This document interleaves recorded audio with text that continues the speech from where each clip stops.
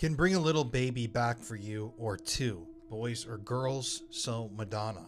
We'll email when we get to Amsterdam.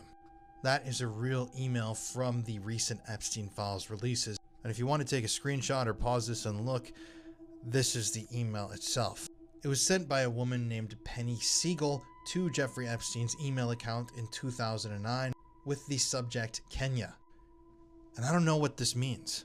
I don't know if this woman was talking about actually smuggling babies out of Kenya to be given to Jeffrey Epstein. If she was talking about trafficking children, I don't know. But I've heard stories like this before. For example, in the Marc Dutroux story, Marc Dutroux is basically the Jeffrey Epstein of Belgium. There were allegations from victim witnesses that they actually had baby farms, aka locations, warehouses, where mothers were literally chained up and kept in these warehouses, safe houses, greenhouses, whatever they were, and they were raped and then forced to stay there until they gave birth.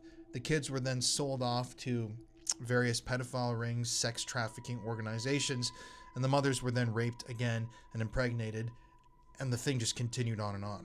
So this is not something new, and some of these allegations that we've seen in the last few days have been incredibly disturbing. You probably know this already.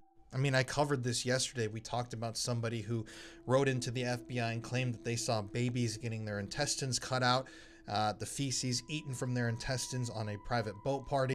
And I'm not saying I endorse all of these claims and I believe all of these claims, but I think that it's important to note that there's a historic trend of these claims being made surrounding these sorts of rings. This is not new. We are still just scratching the surface of how dark Epstein really was. And they're never, ever going to reveal the full truth about it. That is something I can promise and guarantee you right now. But I'm going to keep on digging and keep asking questions. Now, it's interesting, actually.